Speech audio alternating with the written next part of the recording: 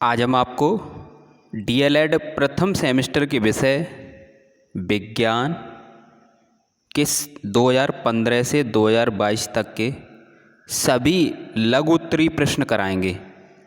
तो वीडियो को अंत तक ज़रूर देखें और मैराथन क्लास देखते रहें। मैराथन क्लास में कंप्लीट सिलेबस कराया गया है। जो छात्र इस चैनल पर अभी नए हैं या जिन्होंने अभी तक चैनल को सब्सक्राइब नहीं किया है तो सब्सक्राइब कर लें और घंटी वाले बटन को दबा लें, जिससे नेक्स्ट आने वाली वीडियो की नोटिफिकेशन आपको मिल सके। देखते हैं दोस्तों, 2015 का पेपर है ये और प्रश्न नंबर 6 से देखते हैं। ठोस पदार्थों की आकृति एवं आयतन कैसे होते हैं? तो ये 6 से 11 तक, कितने तक? 6 से 11 तक आपके अति लघु उत्तरीय प्रश्न आते हैं। तो 6 से 11 तक अति लघु उत्तरीय प्रश्न आते हैं और 2015 से 22 तक के हम सभी कराएंगे। तो वीडियो को अंत तक जरूर देखें। प्रश्न नंबर 6 था, एक बार पढ़ते हैं कि ठोस पदार्थों की आकृति एवं आयतन कैसे होते हैं। तो जो ठोस पदार्थ होते हैं उनकी आकृति और आयतन कैसे होते हैं? निश्चित होते हैं। क्या लिखेंगे आप? लिखेंगे कंप्लीट। आप उत्तर डाल के क्या लिखेंगे? ठोस पदार्थों की आकृति एवं आयतन निश्चित होते हैं, ये लिखेंगे। ठीक है। नेक्स्ट प्रश्न है, दूध किस प्रकार का मिश्रण होता है? तो किसकी जगह आप लिख सकते हैं? दूध एक समांगी मिश्रण होता है। क्या लिखेंगे? समांगी। किसकी जगह आप लिख देंगे? दूध समांगी मिश्रण होता है। दूध समांगी मिश्रण होता है। तो इस प्रकार आप लिखेंगे। देख लेते हैं एक बार। जैसे प्रश्न नंबर आपका 6 है तो अपनी उत्तर पुस्तिका में किस प्रकार आपको लिखना है ये देख लें। उत्तर नंबर बीच में डालेंगे, ठोस पदार्थों की आकृति और आयतन निश्चित होता है। उत्तर नंबर डालेंगे 7, दूध एक समांगी मिश्रण होता है। ठीक है। नेक्स्ट प्रश्न है आपका प्रश्न नंबर 8, उपापचय क्रिया कितने प्रकार की होती है? तो ये 2 प्रकार की होती है। कितने प्रकार की होती है? 2 प्रकार की होती है। एक होती है उपचय, एक होती है अपचय। तो आप लिख सकते हैं उपचय और अपचय, ये 2 प्रकार की होती हैं। इस प्रकार आप लिख सकते हैं। ठीक है। उपापचयन क्रिया 2 प्रकार की होती है, एक होती है उपचय और एक होती है अपचय। नेक्स्ट प्रश्न है आपका, पहले इसे साफ कर लेते हैं। ये नेक्स्ट प्रश्न है आपका, भूमिगत तने के रूपांतरण में अदरक के रूपांतरण का नाम लिखिए। तो भूमिगत तने के रूपांतरण में अदरक के रूपांतरण का नाम प्रकंद होता है। क्या होता है? प्रकंद। और आपको लिखना भी आना चाहिए। आप क्या लिखेंगे? भूमिगत तने के रूपांतरण में अदरक के रूपांतरण का नाम क्या लिखेंगे? उसके बाद नाम के बाद प्रकंद होता है। तो आपको लिखना भी आना चाहिए किस प्रकार लिखते हैं। परागण में गुणसूत्रों की संख्या, तो लिखेंगे परागण में गुणसूत्रों की संख्या कितनी की जगह क्या लिखेंगे? ये एक तरीके से हम आपको ये समझा रहे हैं कि लिखना किस प्रकार है। गुणसूत्रों की संख्या 12 होती है। नेक्स्ट प्रश्न देखते हैं, जब कोई वस्तु अपनी माध्य स्थिति के दोनों ओर, जब कोई वस्तु अपनी माध्य स्थिति के दोनों ओर, प्रश्न पढ़ते हैं, जब कोई वस्तु अपनी माध्य स्थिति, यहां पर है के, दोनों ओर गति करती है तो इस प्रकार की गति को क्या कहते हैं? तो इस प्रकार की गति को दोलन गति कहते हैं। क्या कहते हैं?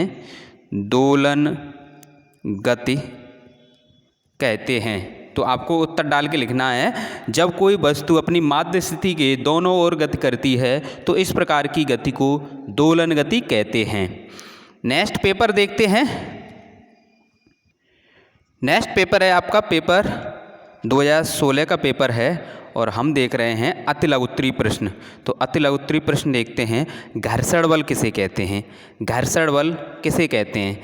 तो आप लिखेंगे, किस प्रकार लिखेंगे? घर्षण बल की परिभाषा आप लिखेंगे कि हेडिंग डाल लेंगे और प्रश्न नंबर जरूर डालेंगे। आप लिखेंगे उत्तर नंबर 6, घर्षण बल हेडिंग डालेंगे काले पेन से और लिखेंगे दो वस्तुओं के सतह के मध्य, दो वस्तुएं हैं उनकी सतह के मध्य लगने वाला बल जो गति का विरोध करता है। क्या करता है? गति का विरोध करता है और सतह के मध्य लगता है। जैसे आप सड़क पर चल रहे हैं तो सड़क और आपके पैर के बीच में जो बल लग रहा है वही घर्षण बल होता है जो गति का विरोध करता है। तो ये क्या है? घर्षण बल की परिभाषा में आप लिख सकते हैं। नेक्स्ट प्रश्न है आपका, पेड़ पौधों में अलैंगिक जनन की विधियों के नाम लिखने हैं। तो आप विधियों के नाम लिख सकते हैं। क्या लिखेंगे? कायिक प्रवर्धन विधि है ये,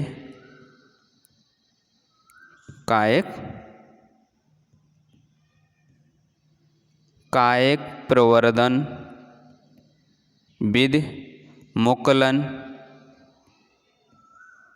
खंडन, इस प्रकार आप लिख सकते हैं। 1 नंबर का प्रश्न है, पत्तियों का मुख्य कार्य आपको बताना है। तो पत्तियां क्या करती हैं? भोजन बनाती हैं। तो प्रकाश संश्लेषण की क्रिया द्वारा पत्तियां भोजन बनाती हैं। और क्या करती हैं? बाष्पोत्सर्जन क्रिया द्वारा जितनी आवश्यकता है उतना जल पेड़ को दे देती हैं। उसके बाद जो एक्स्ट्रा जल होता है वो वाष्प के रूप में बाहर निकाल देती हैं। तो आप लिख सकते हैं। प्रश्न नंबर 8 को किस प्रकार लिखेंगे देख लेते हैं। प्रश्न नंबर 8 हेडिंग डालेंगे पत्तियों का मुख्य कार्य। तो आप लिखेंगे 1 नंबर, प्रकाश संश्लेषण की क्रिया द्वारा पत्तियां भोजन बनाती हैं और बाष्पोत्सर्जन क्रिया द्वारा आवश्यकता से अधिक जल को बाहर निकाल देती हैं। आप कोई से भी लिख सकते हैं, हमने मैराथन क्लास में कराए हैं, 4-5 पॉइंट लिखाए हैं और ये अति लघु उत्तरीय है तो आप लगभग 2 पॉइंट लिख सकते हैं। नेक्स्ट है ऊर्ध्वपातन किसे कहते हैं? उदाहरण देकर समझाइए। जो ऊर्ध्वपातन है उसकी परिभाषा लिखनी है। तो ऊर्ध्वपातन आपने देखा है कि बहुत से जब पूजा करते हैं तो हाथ में कपूर जला के रख लेते हैं और लेकिन वो जलते नहीं हैं। ऐसा क्यों होता है? ऐसा इसलिए होता है कि कपूर क्या है? डायरेक्ट जलकर बाष्प में बदल रहा है, हाथ पर कुछ नहीं गिर रहा है। तो द्रव में नहीं बदल रहा है, डायरेक्ट बाष्प में बदल रहा है। तो पदार्थ का ठोस अवस्था से सीधे गैस में बदलने की क्रिया क्या कहते हैं? ऊर्ध्वपातन कहते हैं। डायरेक्ट क्या है? पदार्थ का ठोस अवस्था से सीधे गैस में बदलने की क्रिया को ऊर्ध्वपातन कहते हैं। उदाहरण में आप लिख सकते हैं कपूर। नेक्स्ट प्रश्न क्या है? नेक्स्ट प्रश्न देखते हैं। प्रश्न नंबर आपका, घूमते हुए लट्टू में किस प्रकार की गति होती है? जो बच्चे घुमाते हैं ना, फिरकतनी मान सकते हैं या लट्टू बोलते हैं, तो वही फिरकतनी टाइप का होता है जो बच्चे घुमाते हैं। तो उसमें कौन सी गति होती है? तो उसमें घूर्णन गति होती है। उसमें कौन सी गति होती है? घूर्णन गति होती है।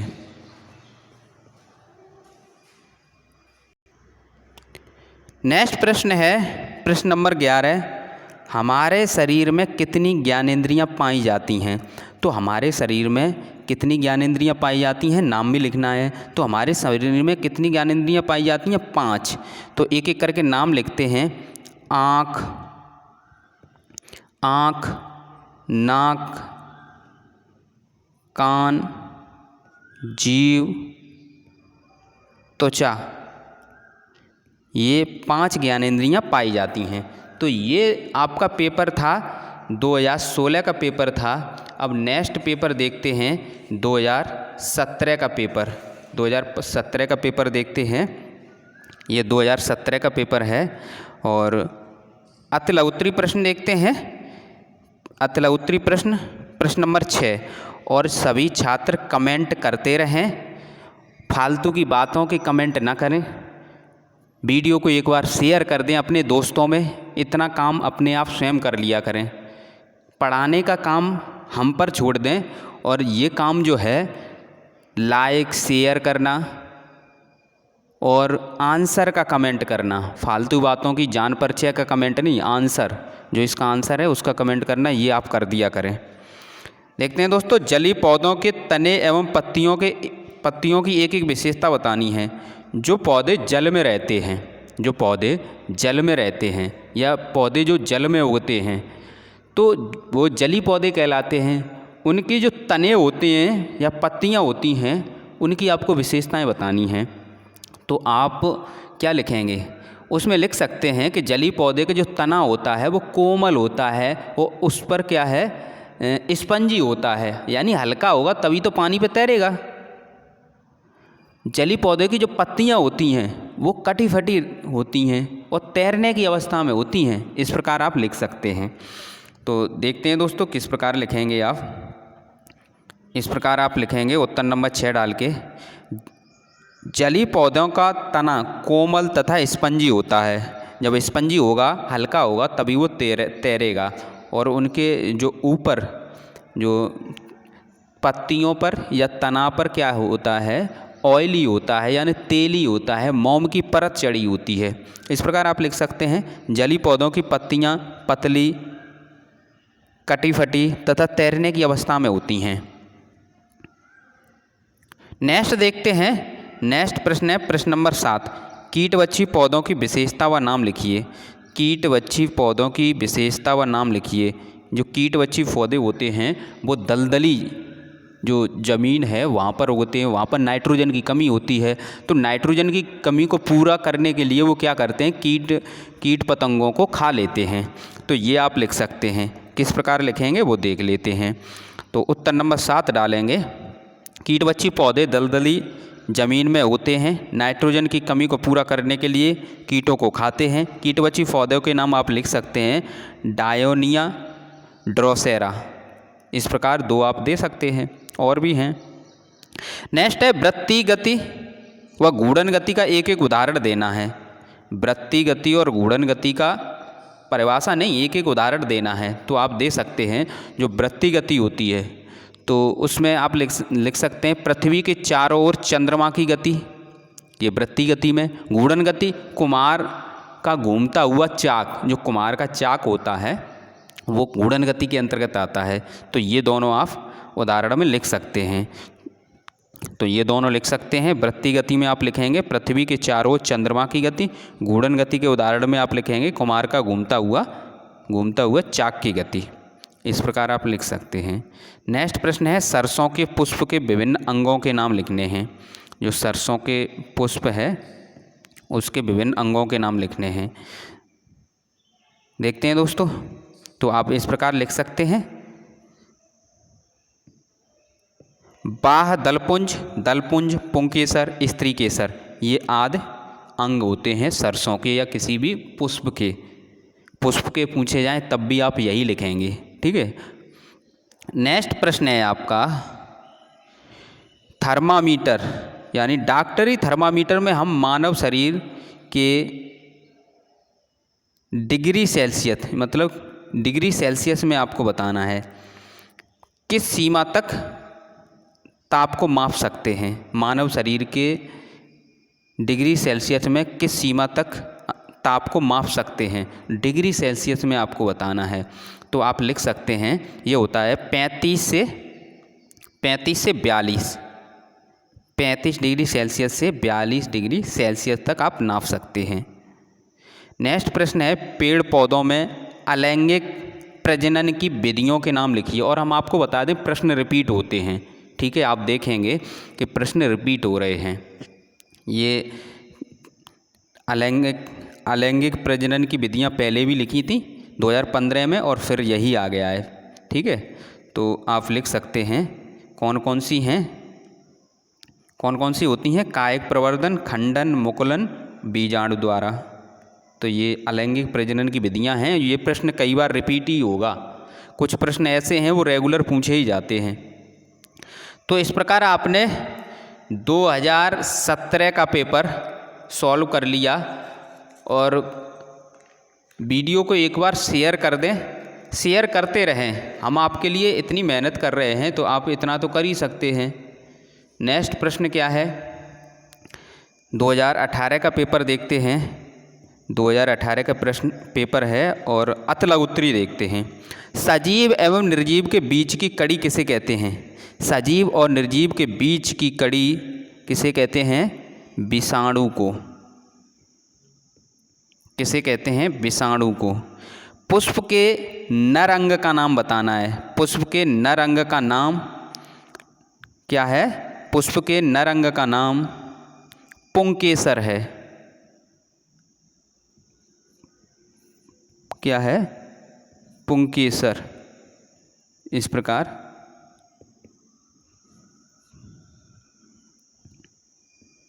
पुंकेसर आप लिख सकते हैं। यहाँ पर लिखते हैं पुंकेसर। ये क्या है? पुष्प के नर अंग का नाम है पुंकेसर। स्त्री अंग का नाम है स्त्री केसर।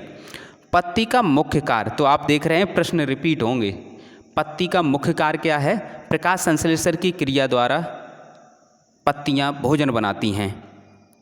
तो आप लिख सकते हैं। ये सभी इम्पोर्टेंट ही प्रश्न हैं, इतना भी कर लेंगे तब भी पास हो जाएंगे। सजीव और निर्जीव के बीच की कड़ी विषाणु है। पुष्प के नर अंग को पुंकेसर कहते हैं। और पत्तियों के कार्य में क्या लिखेंगे? प्रकाश संश्लेषण क्रिया द्वारा पत्तियां भोजन बनाती हैं। बाष्पोत्सर्जन क्रिया द्वारा अनावश्यकता से अधिक, यानी आवश्यकता से अधिक बाष्पोत्सर्जन क्रिया द्वारा आवश्यकता से अधिक जल को बाहर निकाल देती हैं। जितनी आवश्यकता है उतना रखेंगी, आवश्यकता से जो अधिक है उसे बाहर निकाल देंगी। नेक्स्ट है आपका प्रश्न, विद्युतीय बल्ब। विद्युतीय बल्ब किसे कहते हैं? तो इसकी परिभाषा आप लिख सकते हैं। क्या लिखेंगे? हेडिंग डालकर लिखेंगे, एक आवेशित वस्तु द्वारा दूसरी आवेशित अथवा अनावेशित वस्तु पर लगाया गया बल विद्युतीय बल कहलाता है। नेक्स्ट प्रश्न देखते हैं, ऊर्ध्वपातन। ऊर्ध्वपातन से क्या तात्पर्य है? तो ये भी प्रश्न आपने देखा रिपीट हुआ है। ठीक है, हमने कपूर का उदाहरण देकर आपको बताया था कि पदार्थ का ठोस अवस्था से सीधे गैस अवस्था में बदलना ही ऊर्ध्वपातन कहलाता है। और उदाहरण में आप कपूर लिख सकते हैं। पदार्थ का ठोस अवस्था से सीधे गैस अवस्था में बदलने की क्रिया को ऊर्ध्वपातन कहते हैं। और उदाहरण में आप कपूर का उदाहरण दे सकते हैं। नेक्स्ट देखते हैं, नेक्स्ट क्या है? नेक्स्ट प्रश्न है आपका, मछली के जल में रहने के लिए कौन कौन से अनुकूलन अंग सहायक होते हैं? ये आपको लिखना है। तो इसमें आप लिख सकते हैं कि उसका धारा रेखे शरीर होता है, पंख होते हैं, गलफड़े होते हैं। जो जल में रहने के लिए ये अंग अनुकूलन में सहायक हैं। तो आप लिखेंगे धारा रेखे शरीर, पंख, गलफड़े या गलफड़े को ही गिल्स कहते हैं। मछली के जल में रहने के लिए यह अनुकूलन अंग सहायक हैं। तो इस प्रकार आप लिख सकते हैं। और कमेंट करते रहें, आप शॉर्ट में कमेंट लिख सकते हैं कि धारा रेखे शरीर, पंख, गलफड़े। आप जितना एक्सप्लेन करके लिखेंगे तो उतना दिमाग आपका तेज रहेगा। यानी कि आपका रिवीजन की ये क्लास चल रही है, तो आप लिखेंगे कमेंट में आंसर को, तो कम से कम आपके जो दिमाग में आपने याद किया है वो निकल के बाहर आएगा। ठीक है, तो लिखते रहें। नेक्स्ट प्रश्न है, नेक्स्ट देखते हैं। नेक्स्ट जो पेपर है, नेक्स्ट पेपर है आपका 2019 का। 2019 का अतला उत्तरी प्रश्न देखते हैं। पुष्प के मादा अंग का नाम, हमने पुष्प के नर अंग का नाम बताया था पुंकेसर, और मादा अंग का नाम क्या बताया था? स्त्री केसर। ये लिख देंगे। सजीव का एक लक्षण बताना है। तो सजीव में श्वसन क्रिया होती है। एक ही लक्षण तो बताना है, श्वसन क्रिया। तो आप लिखेंगे सजीव में श्वसन क्रिया होती है। शाकाहारी तथा मांसाहारी जंतुओं के दो दो नाम लिखने हैं। तो शाकाहारी में आप लिख दें हिरन और बकरी, हिरन, बकरी। ठीक है, और मांसाहारी में आप लिख सकते हैं किसको लिखेंगे? शेर है, ठीक है। और चीता लिख दें, ये लिख सकते हैं। घर्षण बल, देख रहे हैं आप प्रश्न रिपीट हो रहे हैं। घर्षण बल क्या बताया था हमने? दो वस्तुओं के सतह के मध्य लगने वाले बल को जो गति का विरोध करता है घर्षण बल कहते हैं। उदाहरण में हमने आपको ये बताया था, जैसे हम सड़क पर चलते हैं तो सड़क की जो सतह होती है और हमारे जो पैर की सतह होती है उसके बीच जो बल लगता है वही घर्षण बल होता है।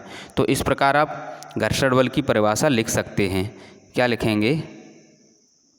दो वस्तुओं के सतह के मध्य लगने वाला बल जो गति का विरोध करता है घर्षण बल कहलाता है। नेक्स्ट आप देखेंगे, नेक्स्ट जो प्रश्न है आपका, पदार्थ की कितनी भौतिक अवस्थाएं होती हैं? तो कितनी होती हैं भौतिक अवस्थाएं? 3 होती हैं। कौन कौन सी? ठोस, द्रव, गैस। ठोस, द्रव और गैस। नेक्स्ट देखते हैं समय का मानक मात्रक। जो समय का मानक जो मात्रक है वो क्या होता है? सेकंड। और मैराथन क्लास में ये सभी प्रश्न आपको मिल जाएंगे। मैराथन क्लास में हमने कंप्लीट सिलेबस कराया है, तो मैराथन क्लास तो आपको पढ़नी ही पढ़नी है, ये ध्यान रखें उसमें। और ये प्रश्न क्यों आपको देखने हैं? क्योंकि ये आपने सिलेबस कंप्लीट कर लिया, लेकिन आपको ये नहीं पता कि पेपर में प्रश्न किस प्रकार से पूछे जाएंगे, तब भी तो आप नहीं लिख पाएंगे ना। याद सब कुछ है लेकिन आपको पता ही नहीं है किस प्रकार लिखना है। तो इसलिए मैराथन क्लास से तो सिलेबस कंप्लीट करें, और ये पुराने पेपर जितने भी हुए हैं उनसे जो करा रहे हैं वो सभी इम्पोर्टेंट प्रश्न हैं, सिलेबस से ही प्रश्न पूछे गए हैं, तो इनको भी आपको करना है, ये ध्यान रखें।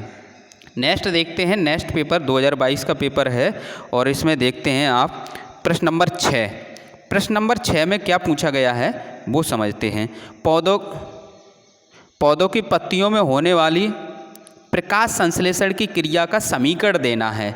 तो समीकरण आपका क्या होता है? 6CO2 + 12H2O, सूर्य का प्रकाश, C6H12O6 + 6O2 + 6H2O, ठीक है, ये होता है। यहाँ ऊपर लिख देंगे सूर्य का प्रकाश, एरो पर लिख देंगे सूर्य का प्रकाश, ये होता है। और नेक्स्ट देखते हैं, प्रश्न नंबर है आपका 7। 4 सेंटीमीटर त्रिज्या के वृत्तीय पथ पर एक कण आधा चक्कर लगाता है, तो इस दशा में कण के द्वारा तय की गई दूरी और विस्थापन बताना है। तो ये कोई वृत्त है, ये हम मानते हैं यहाँ से यहाँ तक, इसकी त्रिज्या दी है 4 सेंटीमीटर, ठीक है, ये ध्यान रखें। त्रिज्या कितनी दी है? 4 सेंटीमीटर। अब यहाँ से ये कहा गया है कि वृत्तीय पथ पर एक कण आधा चक्कर, हम मानते हैं कि यहाँ से उसने ये चक्कर लगाना स्टार्ट किया, आधा तो यहाँ तक हो गया, आधा यहाँ तक हो गया। अब पूछा क्या गया है? दूरी, कण द्वारा तय की गई दूरी। तो उसने दूरी कितनी चली? इतनी तो दूरी चली। तो ये क्या है? वृत्त की परिधि की आधी है। तो वृत्त की जो परिधि होती है, वृत्त की जो परिधि होती है, परिधि का सूत्र क्या होता है? 2πr, और उसका आधा कर दें, 2 से 2 कैंसिल, तो हमारे पास πr बचा। r की वैल्यू कितनी है? r की वैल्यू है 4, यानी r त्रिज्या है, तो पाई गुणा 4 बराबर 4π। अगर हम मान रखेंगे तो पॉइंटों में आएगा, तो सॉल्व करने की ज़रूरत नहीं है, ठीक है। तो आप डायरेक्ट ही लिख देंगे, आपका प्रश्न सही होगा। कितना आएगा? 4π। परिधि किस में आएगी? आपकी सेंटीमीटर। ये जो मात्रक होते हैं वो ज़रूर लिखा करें। तो ये तो दूरी हो गई। तो वृत्त की परिधि का हमने सूत्र लगाया, तो यहाँ पर लिखेंगे अतः कण द्वारा तय दूरी बराबर कड़ द्वारा जो तय दूरी इतनी आई, इस प्रकार आप लिख देंगे। कड़ द्वारा तय दूरी, समझते रहें, प्रश्न पूछ लिया तो आप कर नहीं पाएंगे, फालतू कमेंट कर रहे हैं। कड़ द्वारा तय की गई दूरी इतनी आएगी, ठीक है। अब हमें निकालना क्या है, अब उसके बाद ये पूछा गया है कि विस्थापन बताना। विस्थापन क्या होता है? विस्थापन होता है जो कम से कम दूरी वाला। अब कम से कम दूरी कौन सी बनी? ये यहाँ पर हम खड़े हैं, सॉरी यहाँ से चलना स्टार्ट किए और यहाँ पर आ गए। अब दोनों के बीच की कम से कम दूरी कौन सी होगी? कम से कम दूरी ये वाली होगी, ठीक है। और ये क्या है, यहाँ तक तो 4 है त्रिज्या और इधर भी तो 4 है, तो 4 ये कितना हो गया? तो विस्थापन कितना आएगा? कड़ द्वारा तय किया गया विस्थापन आएगा आपका 4 + 4 = 8 सेंटीमीटर, ठीक है, विस्थापन। इस प्रकार आप कर सकते हैं। नेक्स्ट देखते हैं, पुष्प के मुख्य 4 भागों के नाम लिखिए। तो 4 भाग जो हमने आपके सरसों में लिखाए थे वही लिखने हैं। बाह्य दलपुंज, दलपुंज, पुंकेसर, स्त्री केसर, ठीक है। किस प्रकार लिखने हैं ये देख लेते हैं। देखते हैं दोस्तों किस प्रकार आपको लिखना है। तो बाह्य दलपुंज, दलपुंज, पुंकेसर, स्त्री केसर, ठीक है। नेक्स्ट प्रश्न है आपका, पत्तियों के प्रमुख भागों के नाम लिखिए। जो पत्तियों के प्रमुख भाग उनको लिखना है। तो पर्णाधार, पर्णफलक और पर्णवृंत ये होते हैं। कौन कौन से होते हैं आपके, ये देख लें। पत्तियों में पूछा जाए कि पत्तियों के प्रमुख भागों के नाम लिखिए, तो आप लिखेंगे पर्णाधार, पर्णफलक और पर्णवृंत, ये होते हैं। नेक्स्ट देखते हैं। नेक्स्ट प्रश्न है प्रश्न नंबर 10। 1 माइक्रोमीटर में कितने पिकोमीटर होते हैं? तो 1 माइक्रोमीटर में कितने पिकोमीटर होते हैं? 10⁻6 पिकोमीटर होते हैं। कितने होते हैं? 10⁻6। तो आप इसे लिख सकते हैं 1 माइक्रोमीटर बराबर 10⁻6 पिकोमीटर। और नेक्स्ट और अंतिम प्रश्न है, बेलन की लंबाई तथा वृत्त के व्यास मापन के लिए किस यंत्र का प्रयोग किया जाता है? तो किस यंत्र का प्रयोग किया जाता है ये समझ लेते हैं। तो ये है बेलन की लंबाई तथा वृत्त के व्यास मापन के लिए वर्नियर कैलिपर्स का प्रयोग करते हैं। किसका प्रयोग करते हैं? वर्नियर कैलिपर्स का प्रयोग करते हैं। तो वीडियो को अपने दोस्तों में शेयर जरूर कर दिया करें। यदि आपको वीडियो अच्छी लग रही है तो वीडियो को अपने दोस्तों में शेयर जरूर कर दिया करें। थैंक यू दोस्तों। और विज्ञान में मैराथन क्लास में हमने कुछ प्रश्न जो आते हैं चित्र बनाने के वो नहीं कराए हैं, तो उसकी अलग से हम PDF बना देंगे। तो पुष्प के भाग ऐसे करके, मतलब कई ऐसे चित्र हैं जो आपके पूछे जाते हैं, वो सभी चित्र हम एक वीडियो में आपको समझा देंगे और कौन कौन से इम्पोर्टेंट हैं वो सभी करा देंगे।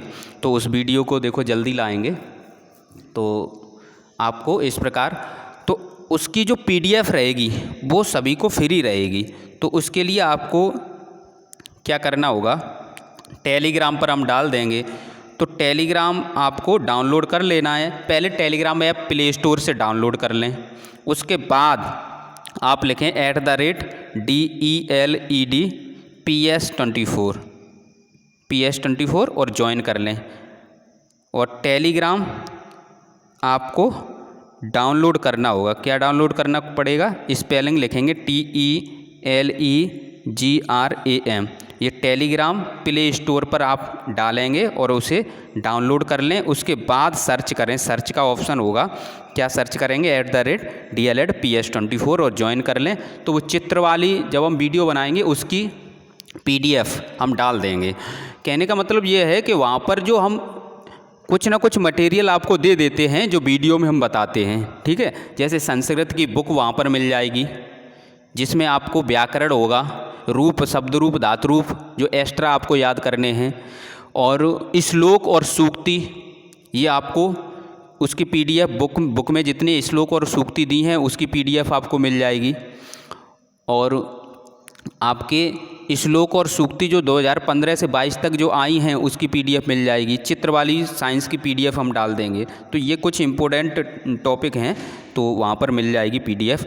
और मैराथन क्लास की सभी विषय की पीडीएफ चाहिए तो आपको हमारे व्हाट्सएप नंबर पर मैराथन क्लास की जो सभी विषय हमने कराए हैं उसकी पीडीएफ चाहिए तो आपको क्या करना पड़ेगा, हमारे जो व्हाट्सएप नंबर है 84 45 76 64 64 पर व्हाट्सएप में मैसेज कर दें। ठीक है, कॉल नहीं लगेगी, ध्यान रखें, लगेगी भी तो उठाई नहीं जाती है उस पर, केवल मैसेज करें, व्हाट्सएप मैसेज जिनको चाहिए। नहीं तो मैराथन क्लास है, आराम से देखें, सभी के लिए है, कंप्लीट सिलेबस है, कोई भी टॉपिक छूटा नहीं है। केवल विज्ञान में चित्र हैं वो हम अलग से दे देंगे, संस्कृत में श्लोक हैं वो हम अलग से दे देंगे। बस 2 ही टॉपिक हैं, बाद बाकी 8 विषय में कोई टॉपिक नहीं छूटा है। थैंक यू दोस्तों।